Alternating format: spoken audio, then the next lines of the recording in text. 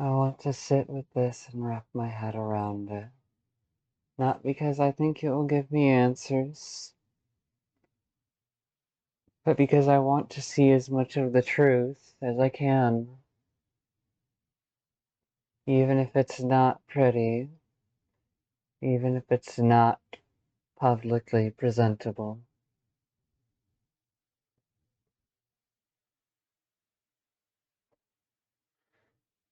I'm gonna reread through things that I've read through previously but didn't catch on recording.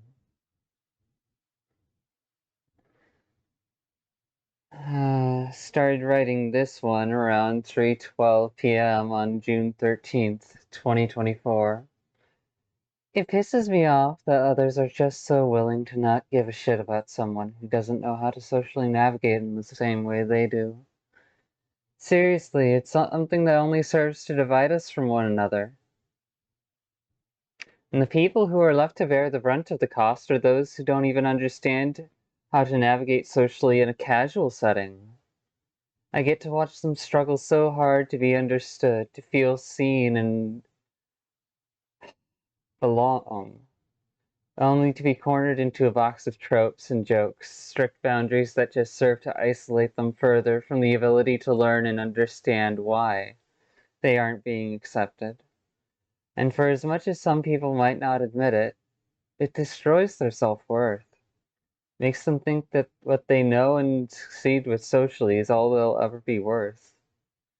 And that pisses me off. Because they are people too. They are people who can understand if given a helping hand while they try their damnedest to struggle against the self-made prison they live in. If they are willing to be uncomfortable, willing to understand that which they are scared of, then by damn, I think that's one of the bravest acts someone can do in this day and age. To take responsibility for who you are and live with it, to bring it home to where it belongs, and acknowledge the impacts you've had.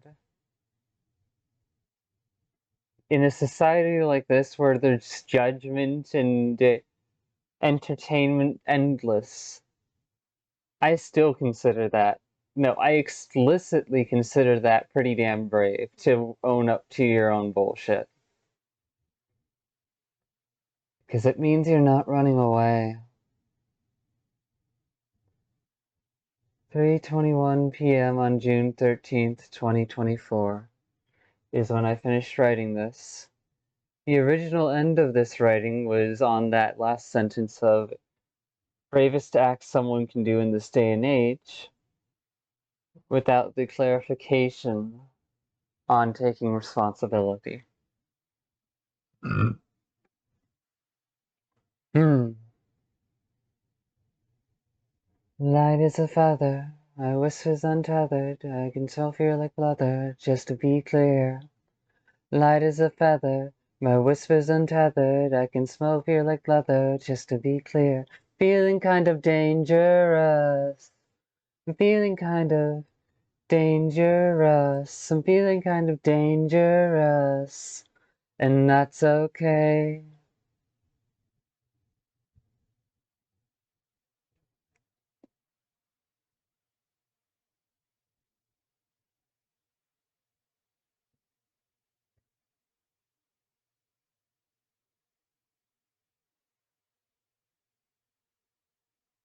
No, I'm not gonna reread that one. I can trust my memories. When I first fell for that dense stork, it was off of, it was after already disillusioning myself on someone else I had been attracted to. Because I recognized that former event organizer was functionally mature, but emotionally immature. And primarily unavailable.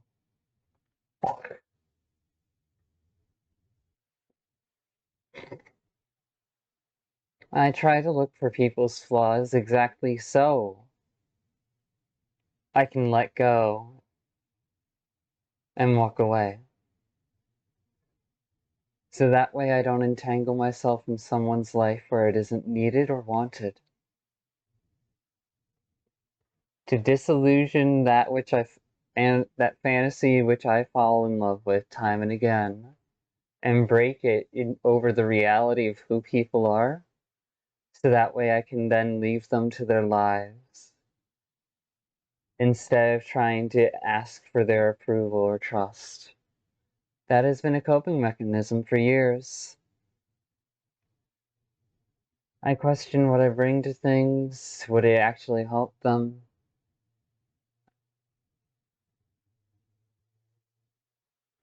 And I look for chemistry.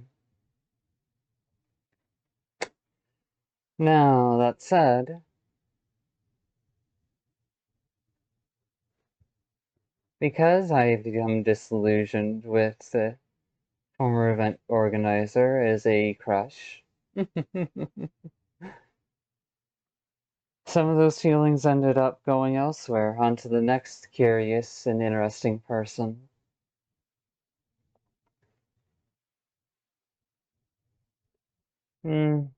But those didn't stay with them. Instead, it ended up attached to the dense door.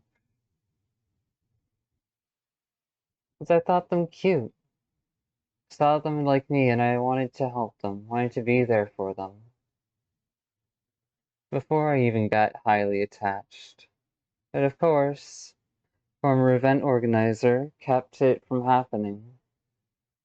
Made sure I wasn't butting in on serious moments because she didn't trust my maturity. And I gotta say, even if that hurt a little, I'm glad she did. After all, too many cooks in the kitchen can cause many problems. A horrible metaphor to use there, but still.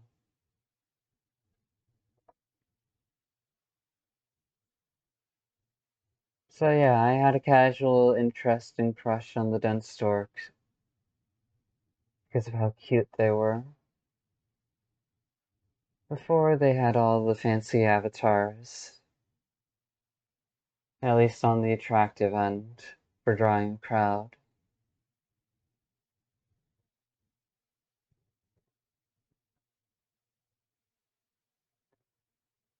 I still remember the puddle with Sea Dragon and Lillian,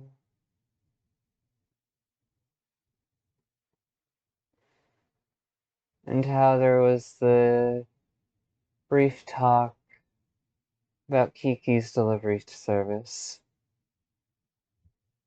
Unfortunately, them liking it to some degree and agreeing that they care about it was mistranslated into, oh, they're just like me again. Something to share, something worth getting close to.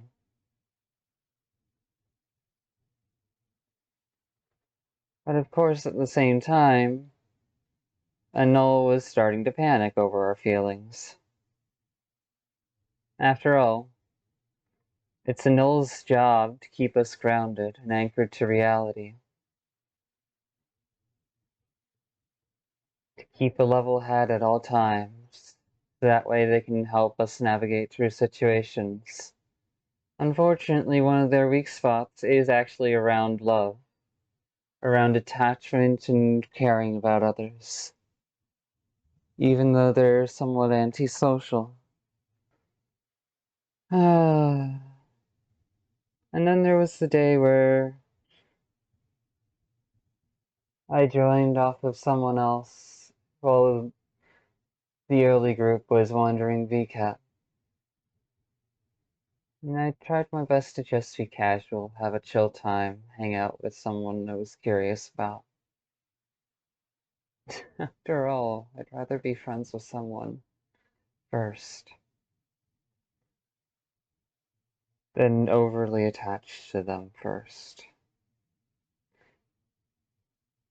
There's no point in trying to keep someone as a partner if you can't be there as their friend too.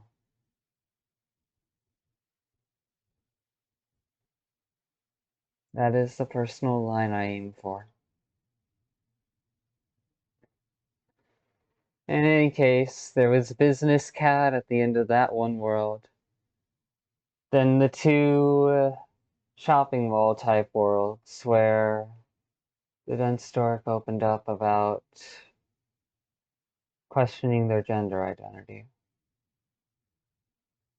And because I was trying so hard to keep calm and not let ourselves overreact or get overly attached, and I knew that there was a possibility that it would put them at a disadvantage if we gave our honest answer,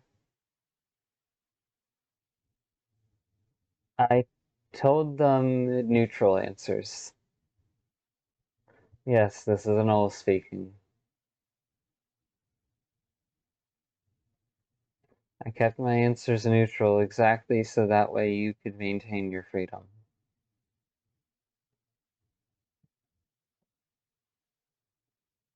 After all, my feelings don't come before someone else's life.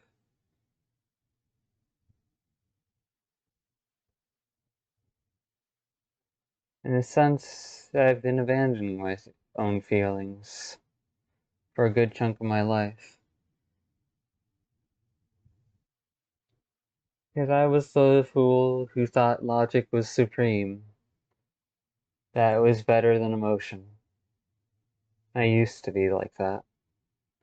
And so it's no wonder I got tricked into apathy space thinking it could solve things. No, I learned that the hard way. That's a different tangent.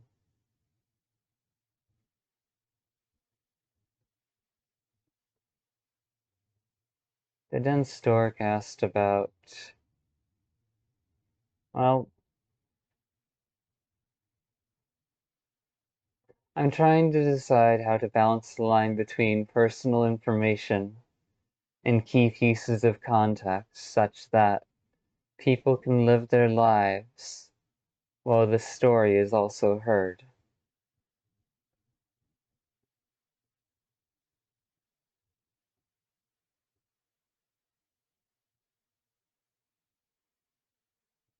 I wish I had given them our honest answer, the positive end of things, of what we actually saw of them back then.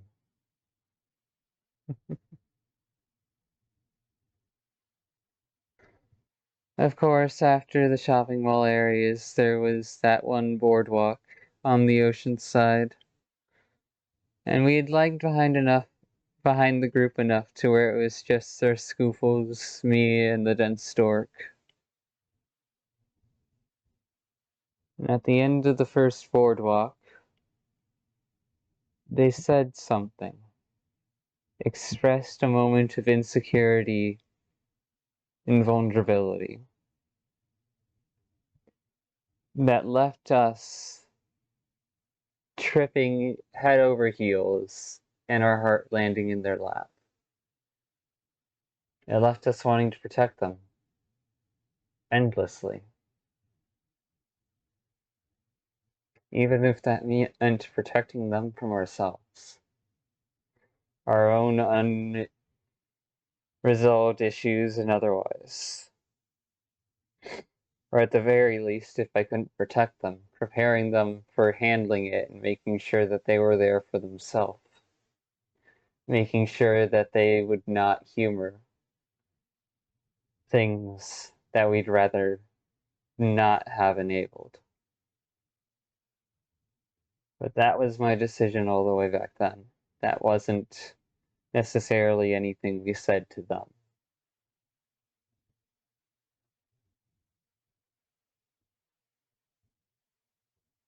Of course, we then immediately confided in Sir Scoofles afterwards, because let's be real here.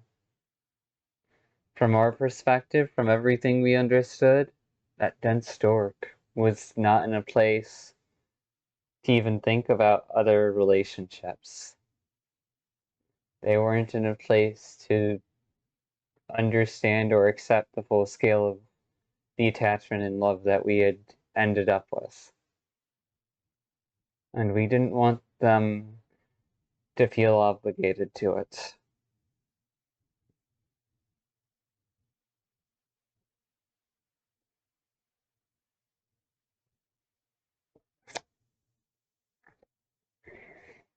The fact that we failed on that end, that our insecurities and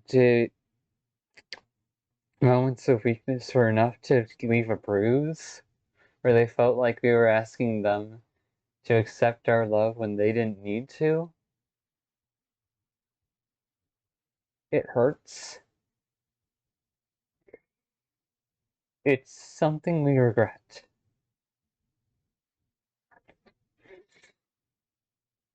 Right? That's where our personal shame ends.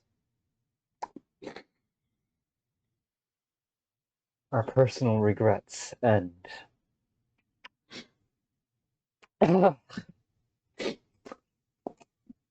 From then on, I tried to just self-manage, hang around as a friend. After all, that was the original plan. The plan I came up with. To just be a friend and stick around.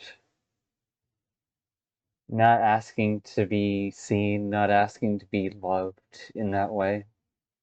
But just being a friend and being there for them. Unfortunately, Trace and our collective insecurities saw it as too much of a big opportunity to feel understood, to pass up taking action on. And so that night in the pub, switching back and forth between leaving and not leaving, as Lillian was providing a demonstration, we broke a little.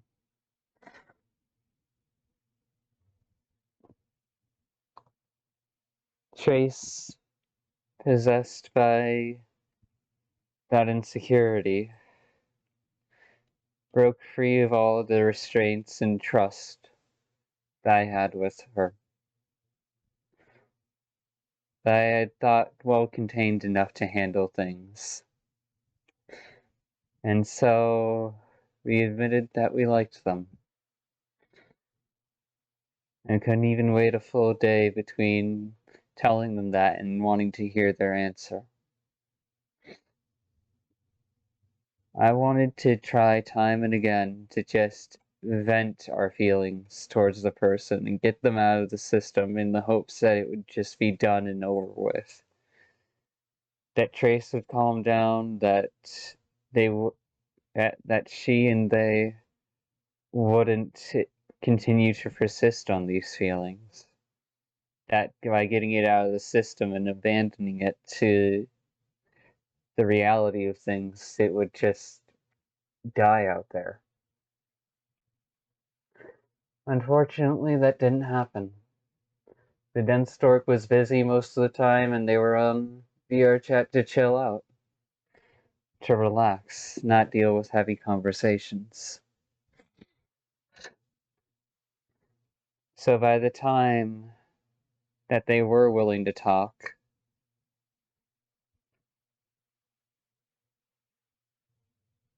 it was too late for things to work out.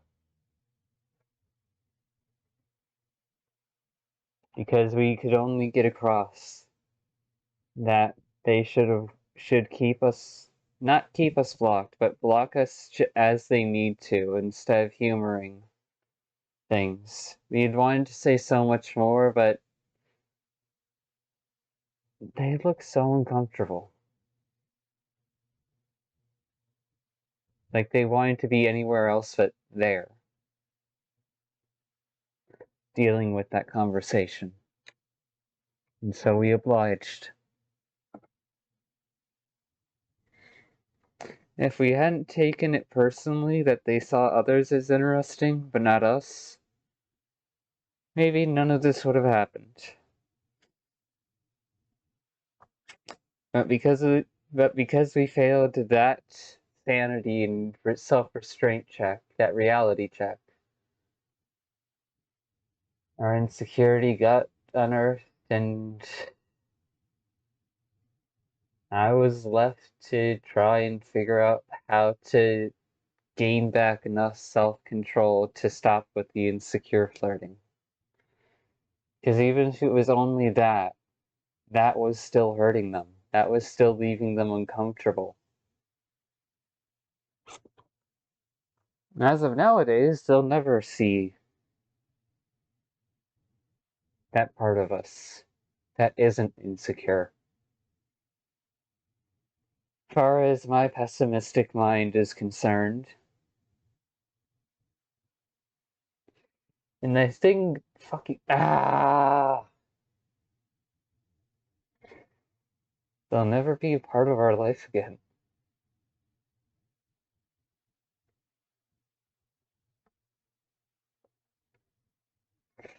Of course, that's just my attitude and perspective. Grace's perspective is different. Now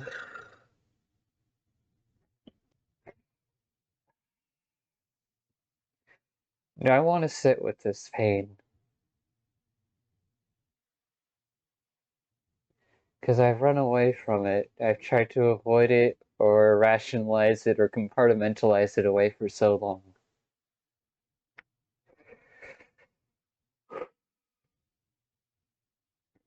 But this pain is mine, and it deserves to be felt. That way it feels seen and can finally move on and let go. This recording isn't for anything else other than personal reasons. If you want to listen through this, hope it helps you figure out your own shit. It's not for any other purpose than to recognize my own experience, while acknowledging that we don't know the Dunstork's experience beyond guesses and the contextual information. The depth of attachment we had for them back when we tripped and fell for them.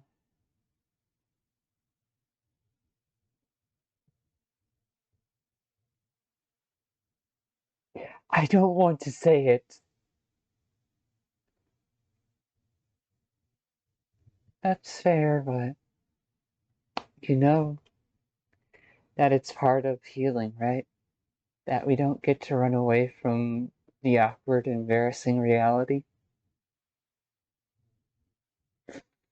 Doesn't mean we choose to humiliate ourselves or take other people's bullshit as critiques on our character. But it does mean we have to face the reality and learn to sit with it. So that way other people can't use it over us, can't hold it over our head to control us. Fair enough. We would have made them our world, if possible. But they wouldn't have wanted that. And so we tried our best to respect it, to try and get over our own feelings as quickly as possible. Excuse us for a moment, we're gonna scream into a pillow.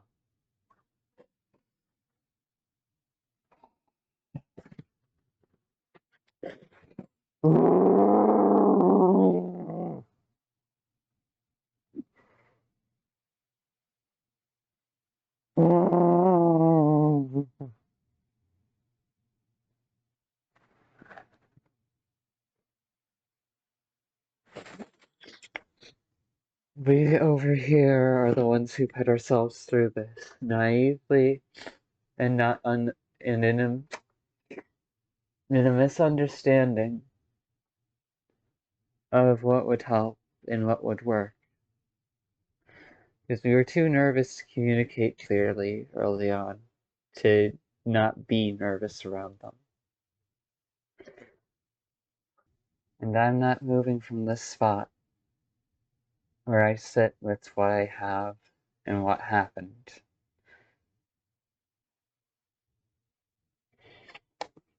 Because I at least deserve to sit with it myself.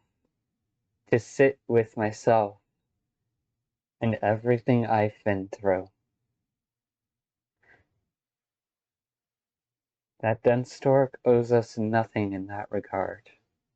He would welcome it if they were to sit down and talk with us in that space, to share their experience, even if it hurts us to hear. But we won't expect it.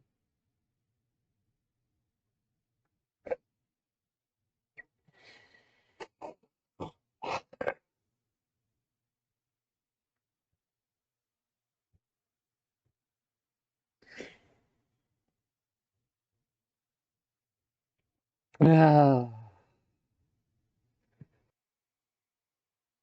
I wouldn't be surprised if my brain is tricking us into doing this over and over again as a way to still feel connected. But that doesn't mean I'll encourage it. That doesn't mean I'm okay with being stuck in this place. It just means that it's where I'm at and how I feel, which will help me figure out how I'll heal.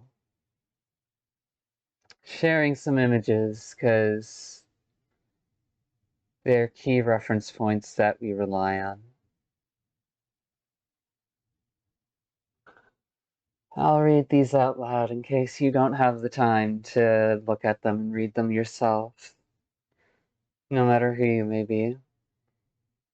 Not to be arrow on Maine or anything, but I just think so many things would be better if we told kids, oh, that's okay. Not everyone likes that kind of relationship, or not everyone likes doing that, instead of, oh, how silly, you'll understand when you're older. When they express disgust or confusion around romantic or sexual relationships. Because it leaves the opportunity for them to grow into it instead of encouraging them into it before they're ready for it, before they're at the age where they're feeling and experiencing it.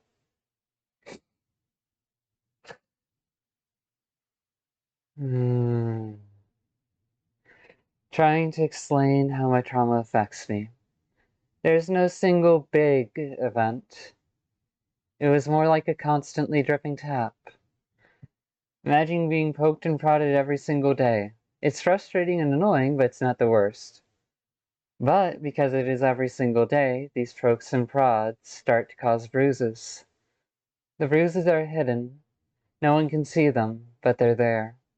Now being prodded and poked hurts a whole lot more. I'm going to be reading one last image. My father once told me to never date anyone who talks smoothly around you from the start, because if someone likes you, they should be a little nervous. And honestly, I think that's some of the best advice anyone has ever given me. I told my dad about this text post, and he just got so excited he teared up and then said that he felt like he just adopted 40,000 new children to share his wisdom with, and he hopes all of you meet kind, sweet people he would be proud of. There's another image on screen, but it's not important. Just a useful reference point for figuring out where you are in terms of traumatic background to neural past versus pessimist to optimist. No, to see them wanting to be anywhere else but talking with us in that conversation where we tried to get at least at a bare minimum the idea that they should lock us as they need to, rather than sitting with the uncomfortableness. That was the moment where we started working towards pulling away more, little by little, step by step. Because what benefit were we adding to their life other than being casual person around everyone else but them? Can you call that a friend?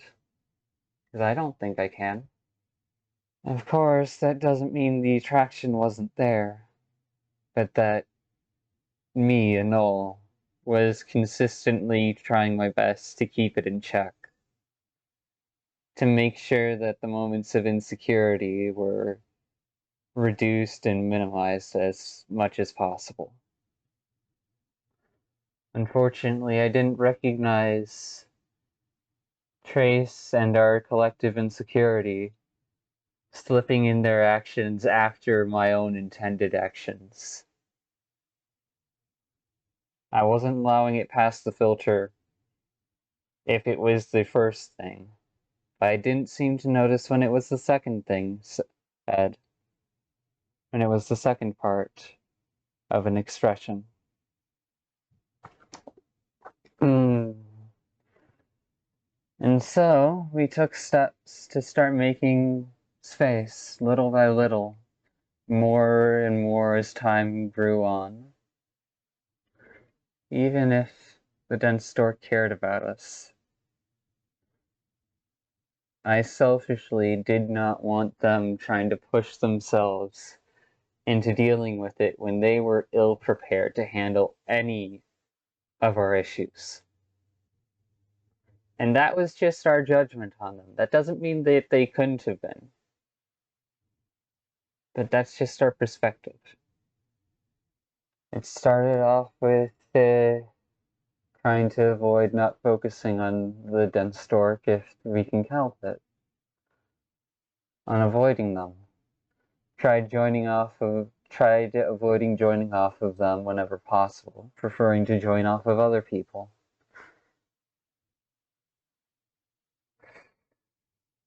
Then unfriended them in Discord.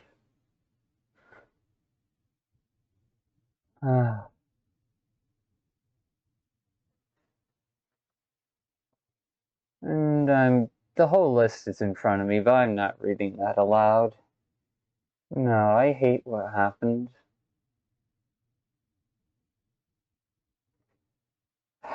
But I don't need to hold it like a guillotine over my own damn head.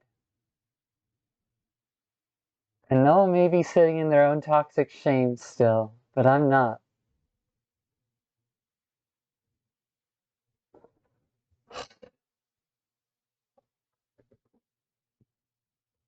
Hmm. And Noel's toxic shame really is part of what caused everything to happen the way it did. The way they tried to shoulder off their own insecurity onto me.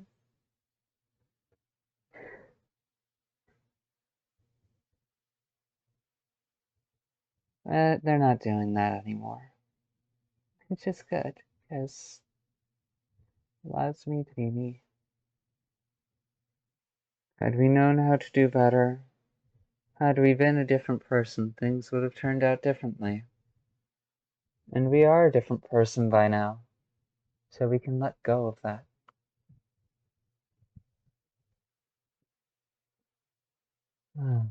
Yeah.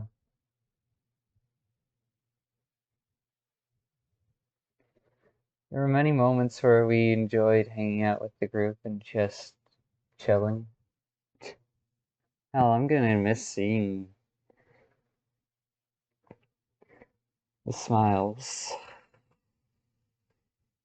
Because in all of the screenshots we took of our time while we were with that dense stork, at least around them, there was never any real relationship beyond acquaintances and friends.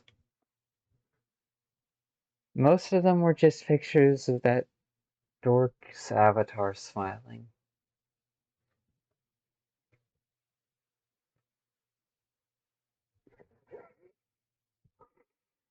I'm gonna miss that smile.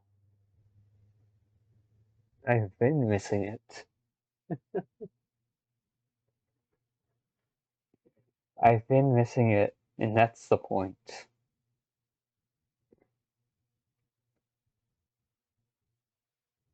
I don't want someone saving me from this. I don't want someone consoling me over this. I want to face it and accept it for myself. So that way, I can let go.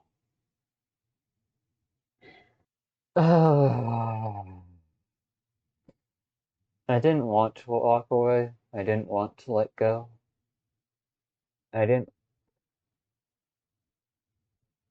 I didn't want to avoid that tense talk, but I chose to because it would be best for their mental health and because I did not like who I was turning into. I did not like how much effort I was putting into this place where it wasn't being asked for. How all my attempts at communication were shut down and dismissed to the point where we were just left sitting with our overwhelming feelings. But then again, we can't blame the other person for that because they didn't know we had those overwhelming feelings. We failed to communicate that with them. And it wasn't their responsibility to be there for us. It wasn't their responsibility to meet us where we were at and help us through it. We may have been naively and blindly hoping for such a degree, but knowing our perspective on the dense torque, they barely knew how to handle their own emotions. Having packed away a part of themselves for so long that they never embraced it until ourselves and the green beans spoke up. And no, our choice to do this means that it was a gift, not an obligation or debt. That dense stork does not owe us a damn thing if they don't want to. And if they have feelings that they're not sure how to deal with, that's for them to sit with and decide on for their own mental health and life. That is not anything for other people to decide. Step by step along the way, I was slowly recovering my ability for self-control and trust with Trace. Gent- Since when were you gentle about it? You were yelling in my ear. I didn't know what else to do. I'm sorry.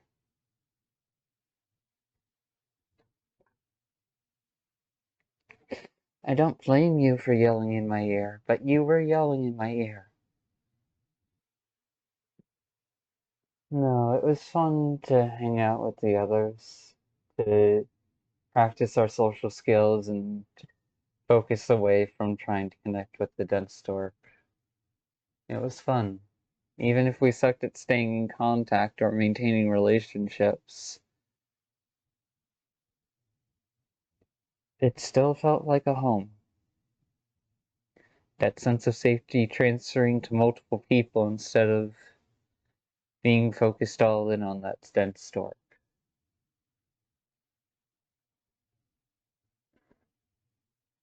Because our judgment of them from all the way back when we tripped and fell was they would never intend to hurt someone. Doesn't mean they're not capable of it. Doesn't mean that they're 100% innocent. But more so, they were just so scared.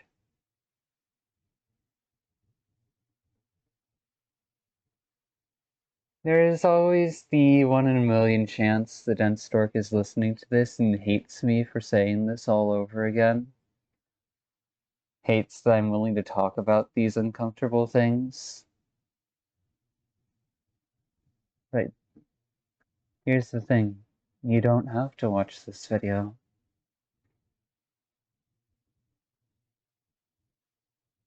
None of you have to watch this video. Manage your own curiosity, even if it's morbid curiosity. And use this as a challenge. If you still can't walk away, challenge yourself to grow.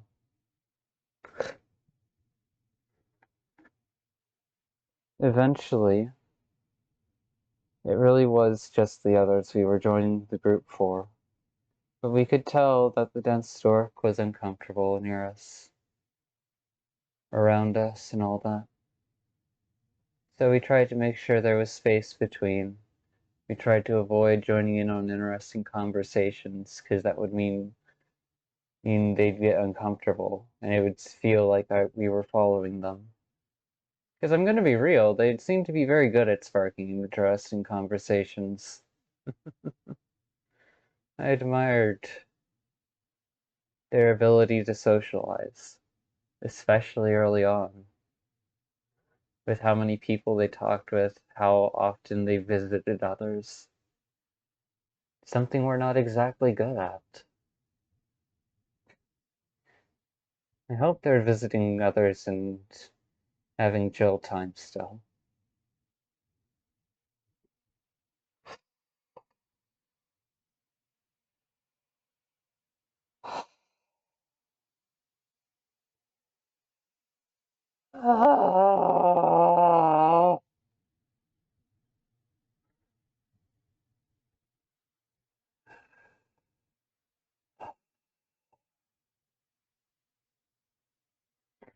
I'm allowed to cry. I'm allowed to not be okay.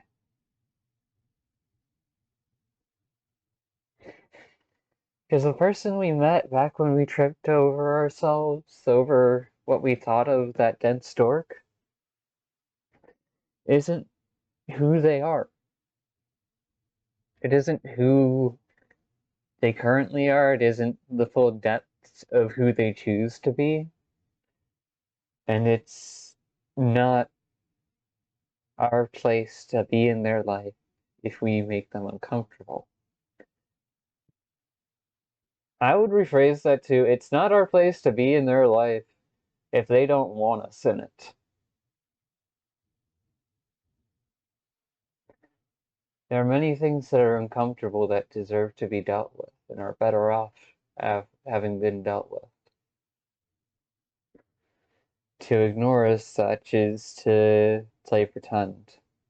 The Looney Tunes logic of being able to practicing walking back and forth between being deep and heavy within the muck and then being able to walk back out into a healthier space.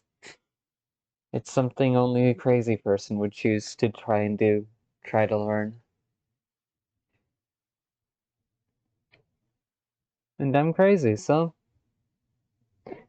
that's continuing.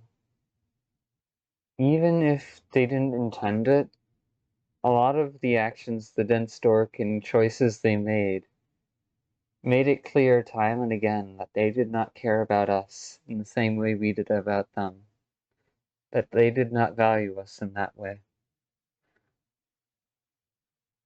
And that's not to hold anything against them. They were communicating clearly on a nonverbal level. Even on a verbal level, they were being polite. But it wasn't getting through to Trace. And far as I knew, the only way to snap someone out of it was to break their heart. I was hoping the dense stork would just finally break our heart utterly and completely. But that didn't happen. So I chose to do it myself.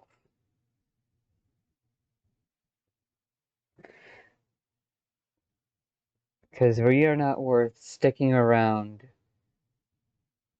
someone who we cannot communicate with. We are not worth trying to communicate with someone who we don't. How do I phrase this?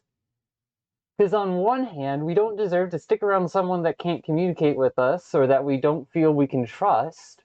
But at the same time, that doesn't mean the other person was untrustable or unable to communicate. They just weren't able to meet us where we were at.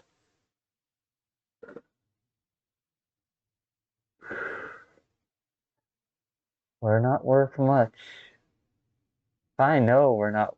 I know we're worth more than where we were left at. That's all I can summarize it as. We may not be worth much. We may not think of ourselves as much. But we are not worth trying to keep in contact and stay interacting with someone who isn't making the time or space to meet us as a person. Because all they saw of us was a child. And all we saw of them was an emotional child. Overgrown adult, emotional child. That's not to judge them, but just a perception. So focused on being mature and presenting as it, that they don't realize how obvious it is to those who actually have stepped beyond caring about what other people think of them. For the most part, we still have moments. Uh,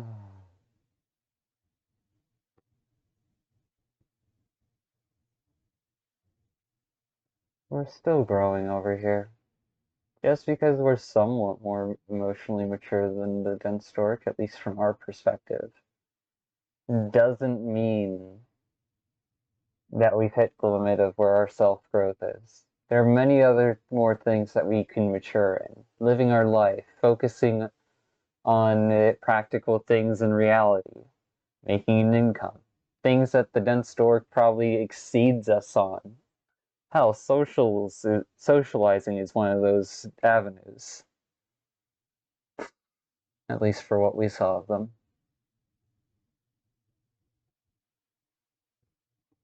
We're not better than that dense stork. We're just a different person at a different point. Different journey traveled to have different skill sets. I was hoping to maybe share skill sets, talk, comfort one another, but when someone fears you, that's not possible. And there's no shame in the fact that they were scared of us. There's no shame in that. Don't beat yourself up for the things you don't understand. Damn it. I know I'm not exactly the premier example on that, but I'm trying. I want to set a better example, even if it means I struggle in this mess. Even if it means I embarrass myself time and again in attempting to grow. I may not consider ourselves worth much, but we are worth more than staying in that situation. And the dense stork is worth more than that too. Not because of inherent special quality, but because they deserve to live their life.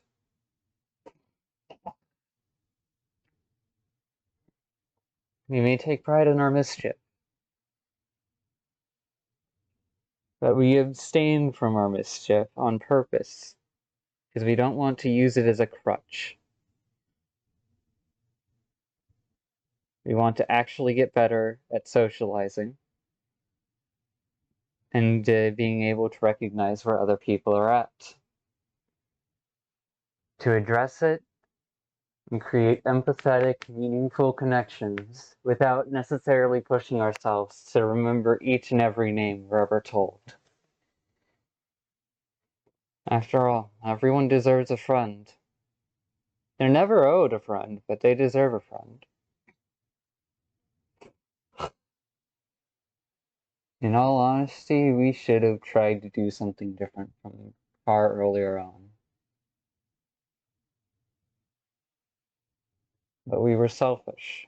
We were prideful and thought we could handle it, and we were wrong. We over here don't get to run away from that. And we won't run away from it.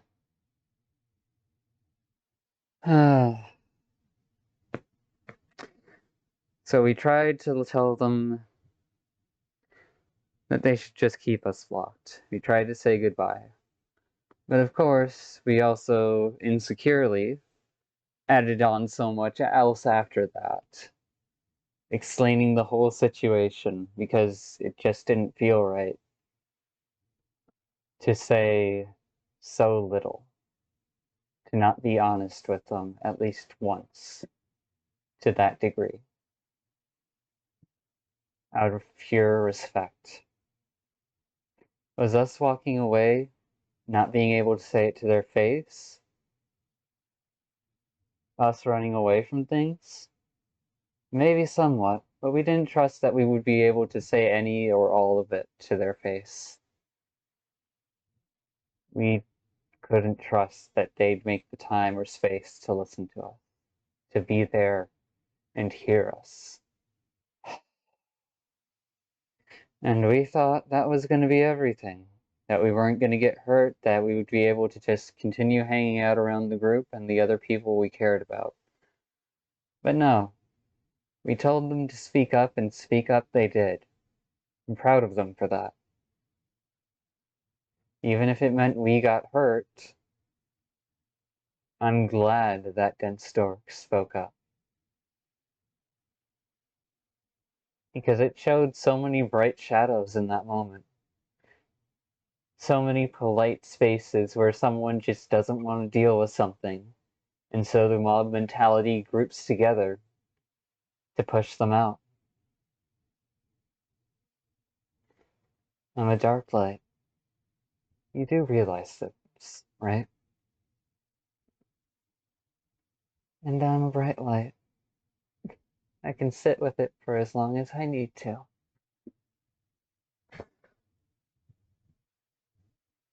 No judgment, no shame. Not upon myself or another person. Just seeing the reality and holding people accountable. So that way they grow. Instead of running around as overgrown, spoiled children.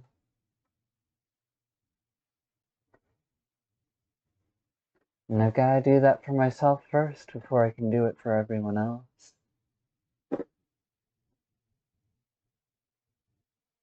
We did once tell the stork early on that our biggest personal fear was being socially ostracized and abandoned.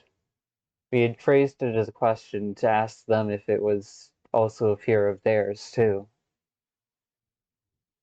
But they didn't pick up on it. And so we were basically forced to live through our worst fear and all the paranoia and stress it brought on. Of all the ways our brain over-exaggerated and amplified, it was just another day and another situation. I may be struggling. And I may be a fool. But at the very least, I'm trying my best to grow. And I will be stronger after this. Because to choose to fight for this long and make so much progress on being myself again, on not giving a shit about that dense stork or what others think of me, that's worth re-earning. that's worth gaining back. Ah.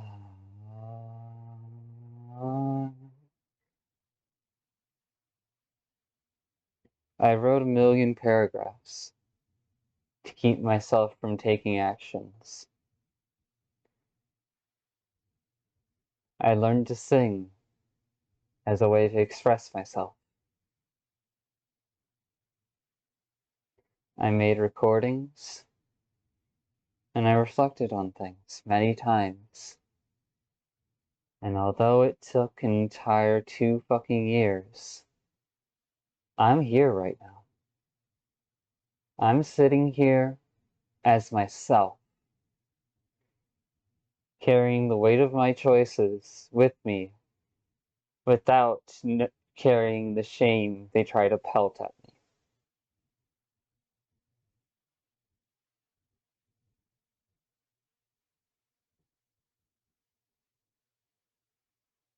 There will be other days where I'm not doing okay, where it feels like I've slipped 5 steps back, and I start getting trapped by my anxiety again. Healing isn't linear. It just is. Where we're at and how we feel will determine how we heal.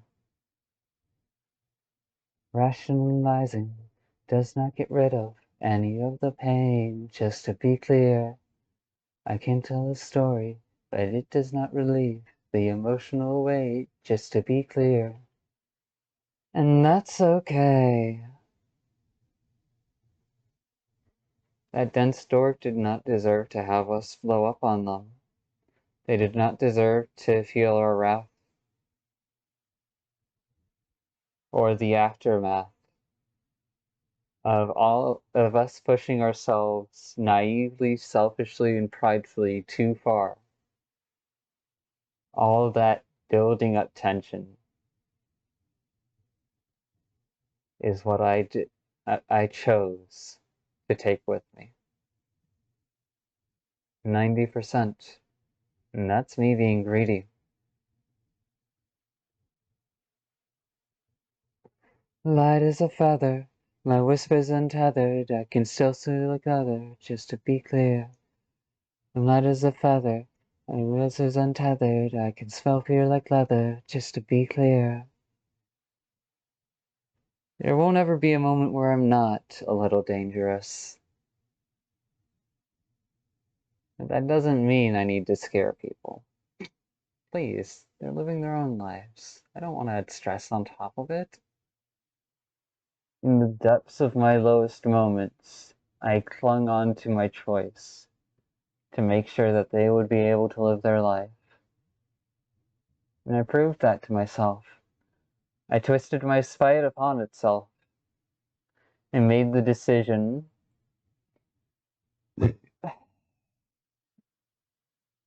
that I would not look for revenge.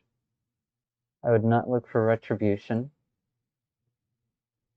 Rather, in my most bitter of moments, in the moment where I was struggling to keep to my choice, I twisted my spite on itself and said, I'll kill them with kindness.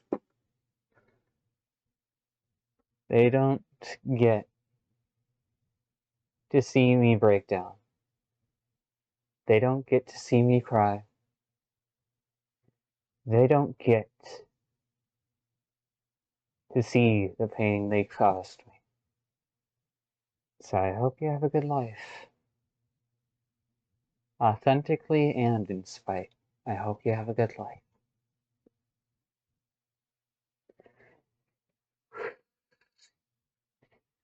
You didn't deserve any of this. But it did happen. This much I can assure you. Let yourself feel, if you actually are listening to this. Let yourself heal from feeling, instead of just trying to use me as an excuse. because I may have used you as an excuse for my self-growth, but I did not use you, and I refused to use you as an excuse to be the worst of myself. Out of respect, because you deserve to live your life and be prepared for people worse than me. You know, looking at it like this and seeing it described as the difference between the person and the fiction, it actually helps. It helps us comprehend the mistake we made.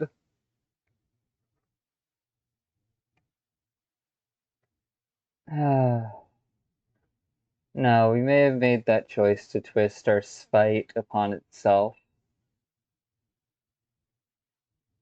over a year ago. But that's where we were, not where we are. Where we are is far, far further forward. Not as much spite, not as much pain sitting with us. Just mostly a desire to be done processing this. But of course, I don't get to decide when that happens. Where I am and how I feel will determine how I heal. And so I'm just stuck waiting. Mm.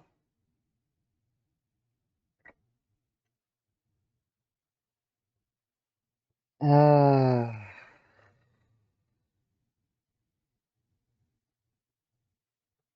the pain is still sitting there, but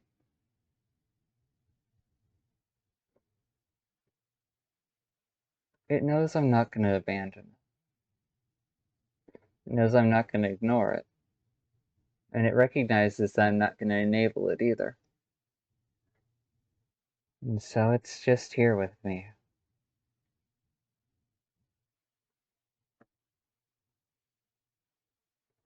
I'm light as a feather, my whisper's untethered, I can smell fear like leather, just to be clear.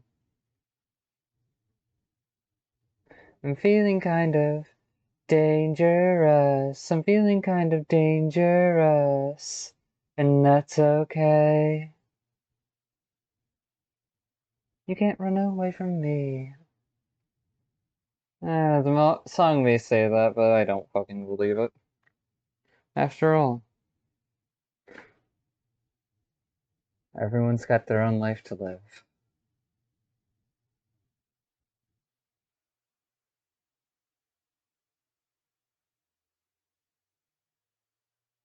My perspective is not the reality of their experience.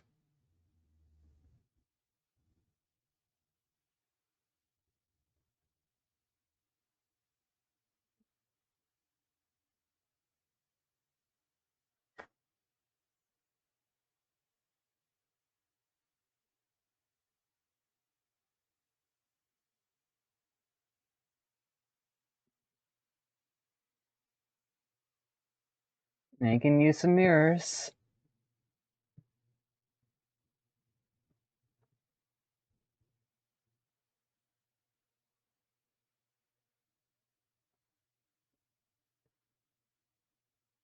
Feeling kind of dangerous, and that's okay.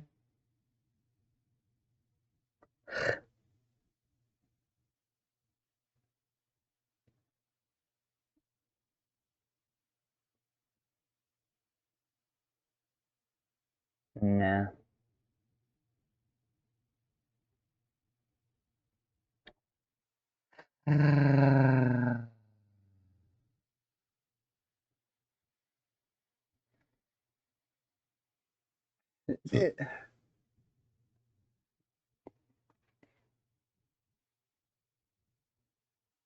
Yeah, no, I need to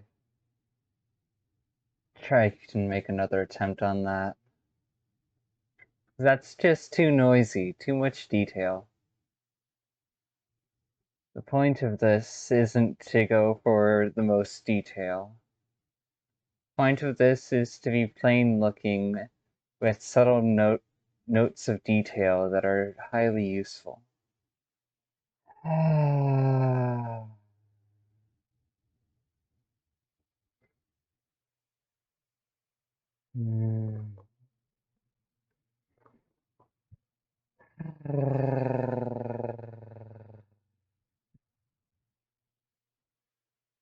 Hmm.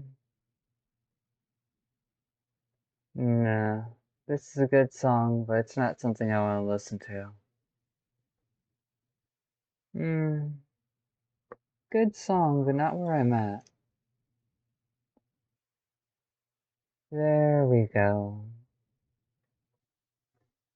Moving this thing. Ah, ah,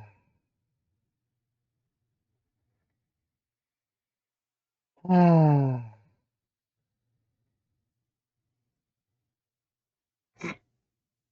No, that can be saved for a different day.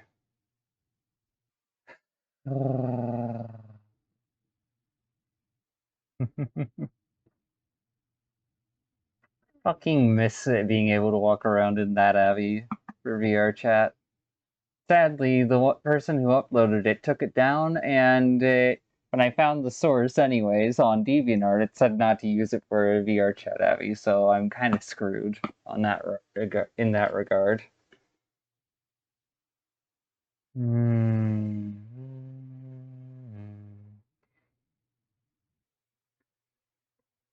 Ah.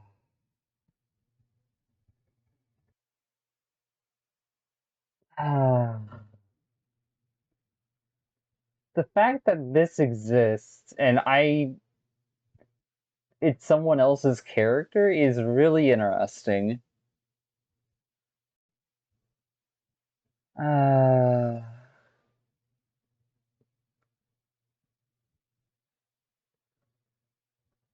and I realize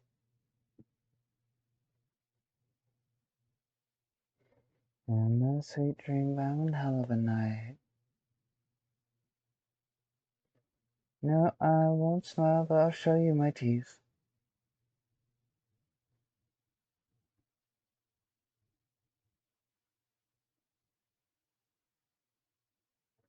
I'm gonna stop recording. See you all later. Also, for those of you who are curious, here are the 3 images I'm willing to share. There's this one. That's basically a mental summary of, oh, that's how this confusion started in the first place?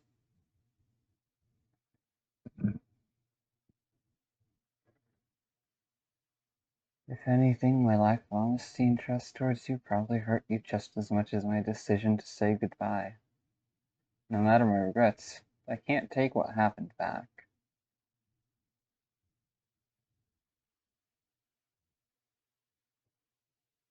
No.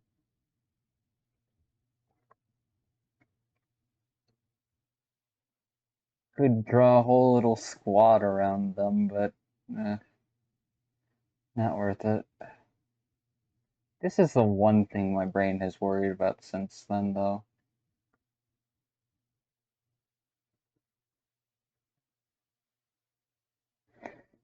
From everything we've heard through grapevine, or rather the lack of things we've heard, let's be real, they're doing okay. They'll be fine. And this is just the crossroads that I'm still sitting at, emotionally.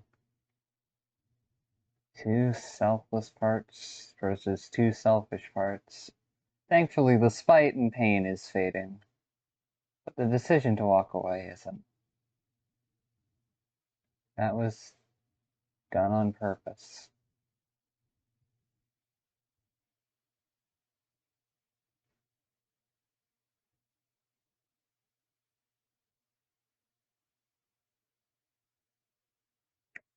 I'll be sitting at this crossroads a bit longer.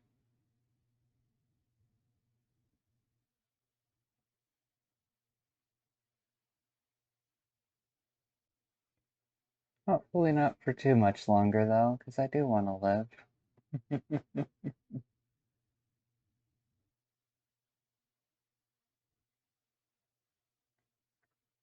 In any case, see you all around.